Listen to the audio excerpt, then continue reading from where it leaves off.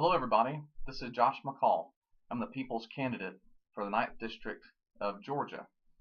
I'm coming to you today to start a new series.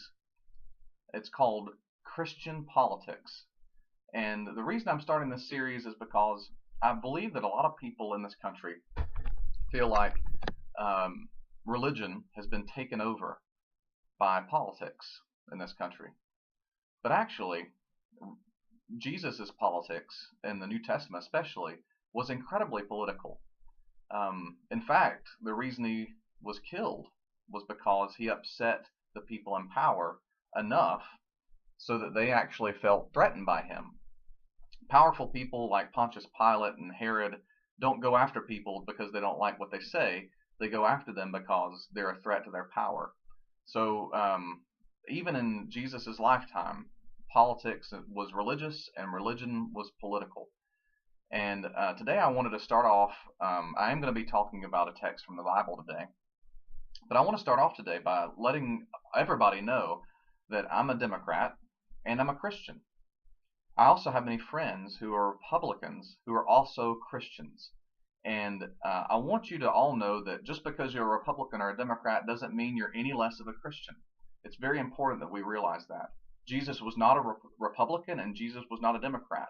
Our parties were not around back then. In fact, I have a feeling that if Jesus Christ walked into either the Republican convention or the Democratic convention, he would make a lot of people feel uncomfortable because Jesus was a very challenging person. In my belief, because I'm a Christian, Jesus was God. He was perfect. He was my Savior. And he commanded us to be perfect just like your Father in heaven is perfect. And so because of that, every day in my life I feel challenged by Jesus Christ and his example, his teachings, his life, his sacrifice. So I wanted to start off by letting you know that no party is the Jesus party. That Jesus challenges every one of us, no matter what convention center you're sitting in the next presidential election. Jesus is a high standard for anybody. And I want to say up front that no matter what my political positions are, as an individual, I know that just being who I am, I fall short of who Jesus was. That I will never ever live up to his example.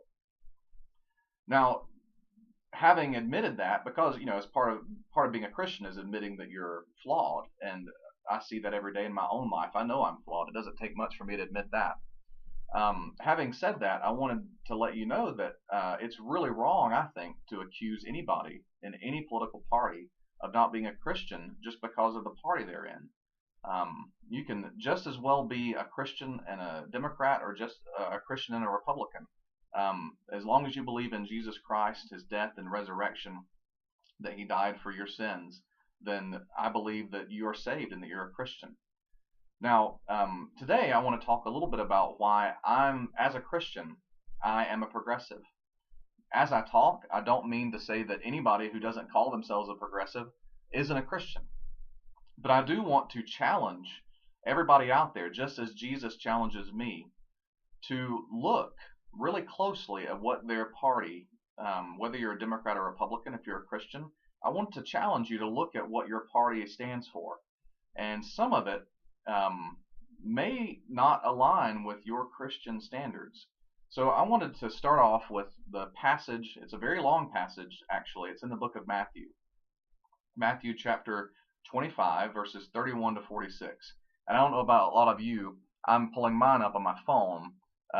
Whenever I go to church now, the preacher says to open your Bibles. I actually have to turn mine on. I don't have to open it. But this is a passage from Matthew chapter 25. And this is popularly known as the parable of the sheep and goats. So I'm going to read a little bit about it, read a little bit of it, and then we'll go through it together. But this is one of the reasons why, as a politician, even when I stand up in front of a crowd in a podium, I don't stop being a Christian. And every part of my life, I try to hold up to that standard of Christ. And one of the reasons that I'm a progressive is because I think that in this country, there are many people who are hurting, many people who are in prison, who are hungry, who are poor, who are without means, who are sick. And because I follow Christ and his example, I believe it is our duty as Christians to make sure that our neighbors are taken care of. So here are the words of Christ, not me. When the Son of Man comes in his glory, and all the angels with him, then he will sit on the throne of his glory. All the nations will be gathered before him, and he will separate people one from another, as a shepherd separates the sheep from the goats. And he will put the sheep at his right hand, and the goats at the left. Then the king will say to those at his right hand, Come, you that are blessed by my Father, inherit the kingdom prepared for you from the foundation of the world. For I was hungry, and you gave me food. I was thirsty, and you gave me something to drink. I was a stranger, and you welcomed me. I was naked, and you gave me clothing. I was sick, and you took care of me. I was in prison, and you visited me. Then the righteous will answer him, Lord, when was it that we saw you hungry and gave you food, or thirsty and gave you something to drink? And when was it that we saw you a stranger and welcomed you, or naked and gave you clothing? And when was it that we saw you sick or in prison and visited you? And the king will answer them, Truly I tell you, just as you did it to one of the least of these who are members of my family, you did it to me. Now I'm going to stop there because the second part is definitely not nearly as pretty. But I want us to look at who Jesus focused on in his lifetime. Now, a lot of people in this country, when they are called up for polls, they say, I am a Christian. But it's the project of every Christian's life to try to hold up their values and their beliefs and their actions next to Christ's actions. And I don't think that we should necessarily separate Jesus' values from the values we vote for at the booth. You know, when Jesus was teaching, people like you and me didn't really have a choice over who was leader. Whoever was in power was the one who won the latest war, and the one who bribed the latest official. That's very different in America. We actually get to vote with our values, and our values can be expressed as a nation. And we have one valuable tool in this nation that we could actually use to fight poverty, to fight hunger, to fight sickness, and to free and liberate and help recover those who are in prison. We today, and this is a new phenomenon, can actually embody our Christian principles in the way we vote. No, it's really funny coming out of Washington right now, hearing people pretend to be a Christian. Because let me tell you, any politician can pretend to be a Christian, and that includes me too.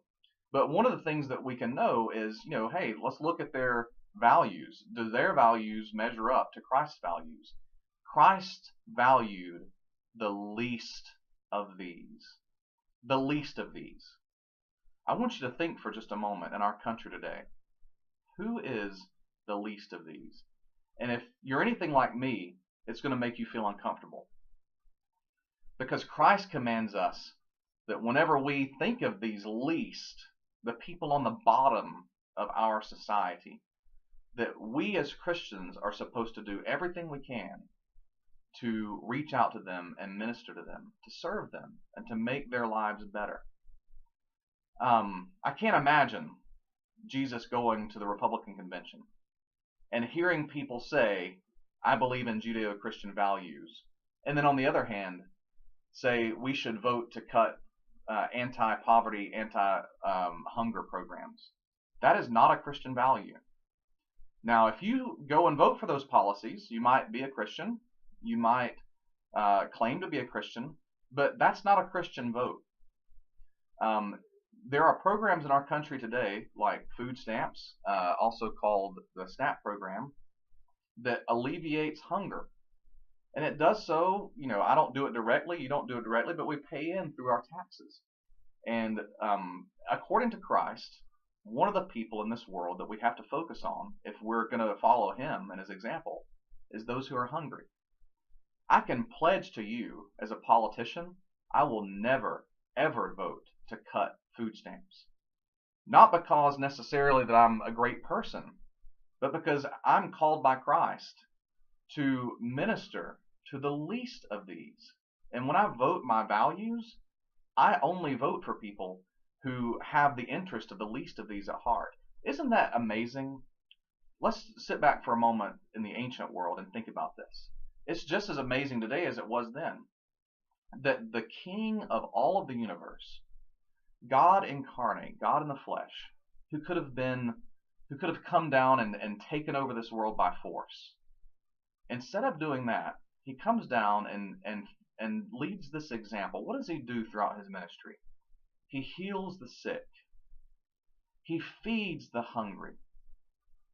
He reaches out to people and teaches them. He stands up to those in power. If you look, Christ is not always gentle. He is not always a nice guy. And when he's talking to the people in power, he's pretty tough on them. He calls them hypocrites. But when he deals with people who are hurting, who are hungry, who are sick, look at Christ's example. He makes sure they're taken care of. And he commands his followers, if you're a Christian, and if you believe in the same gospel I believe in, he commands his followers to follow those same values. Let me ask you, in your community, and now we're talking about the 9th District, Northeast Georgia, in our community, who is the least of these? I'll tell you who I think it is. Let's start off with the prisoners. We have a lot of prisoners in our jail right now. And this is one of the reasons why Christ challenges me. When's the last time I went and visited somebody in jail? Well, it was this past year, actually. I went with my church to help feed them, but I don't go enough. And in fact, because of Christ's example, I know that because I'm not over there this evening or this weekend, I know that I'm falling short of his example. And yet still, my ideal is to try to minister to those who are in prison, according to Christ's command. But how do we apply that to a modern day politics? We have the least of these are still among us, those in prison. How do we apply that? Well, I'll tell you what I think. As a Christian, I think that we've got far too many people here in this country in prison. What is a Christian policy for those in prison? Well, number one, don't put so many people in prison. There are people sitting in prison right now because they had a joint or because they drove too fast. Our criminal code is far too strict. The only people who should be in prison are people who are a danger to society. That's the only people who should be in prison. You know, our country has 5% of the world's population and 25% of the world's prison population. That's not the land of the free. So a Christian principle would be to vote for real common sense prison reform. My idea is to decriminalize drug use and drug possession, but to keep drug trade and the dangerous drug trade like methamphetamines and heroin, to keep the distribution of those illegal. Because guess what? The least of these, those who get hooked on these things, are actually victims. You know, maybe the first time they tried it, they were a willing participant.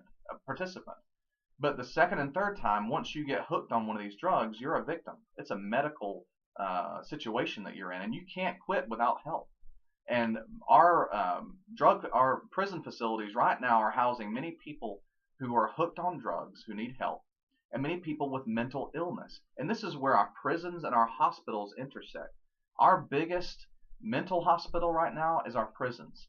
You know, there are statistics out there that psychologists think that well over half of people in prison right now are actually there because they're mentally ill. And what did Christ say about helping with the sick? When we look at the least of these people in prison right now, Christ said, "Where am I today? I am in prison. Where am I today? I'm in the hospital. I'm sick. I'm hungry."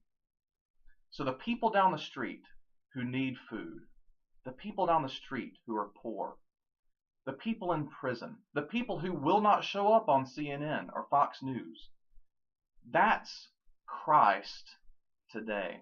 They are Christ's personality. He identifies with them. They're on the bottom. And if you want to have a Christian politics, you too and I have got to not be so comfortable. You know what would be comfortable for me?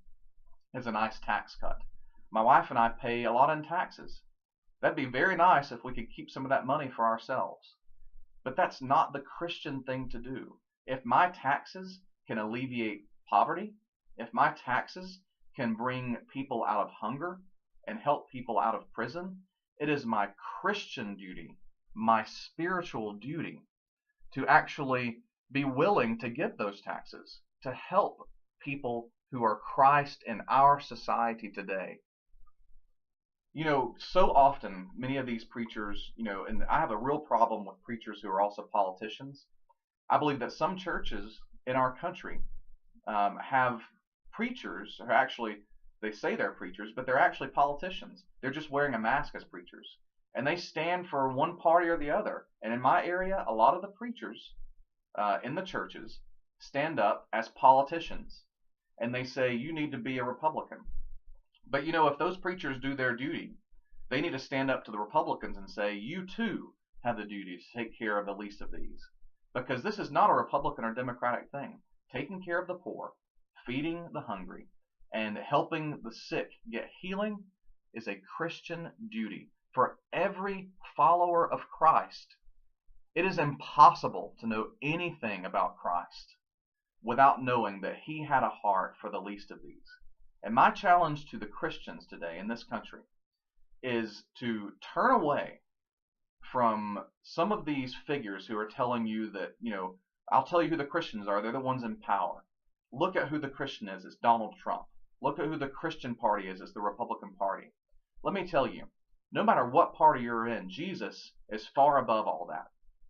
And the Republican Party and the Democratic Party that I'm a part of, neither one of us live up to that, to those values right now. But we've got to work hard to get there. And I pledge individually as a politician to run on my Christian values. And number one is to take care of the least of these: the immigrant, the prisoner, the hungry, the poor. Those people in our society are the least of these, and they wear the face of Christ for me. I don't always live up to it, but in my politics, in my plans, I will try my best. So please chew on this for a little bit. I didn't read the second part of that because it's about the goats. You can read for that yourself. It's in Matthew chapter 25. But this is my challenge to those Christians in this area. Try not to think so much in such black and white terms, because Jesus didn't think in those terms. Try to open your heart to actually vote with your real Christian values, instead of what some politician or your preacher tell you, including myself. Use your conscience. Let Christ speak to your heart, and ask yourself in your own conscience, not because I told you to, but because Christ commanded us all to as Christians. Is this what Jesus would really want? Does Jesus want us to cut Medicare and Medicaid?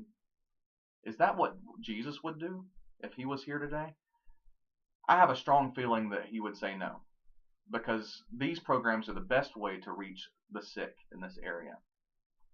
So I'm going to be coming to you regularly on at least a weekly basis with these short messages. I know this is a long video. A lot of people don't, a lot of people don't even open up the video if it's longer than 2 or 3 minutes.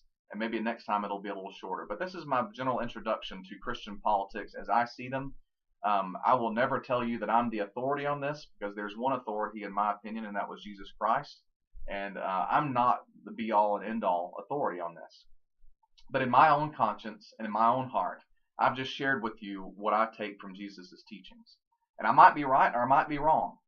And if I am, please feel free to come on and share what you think.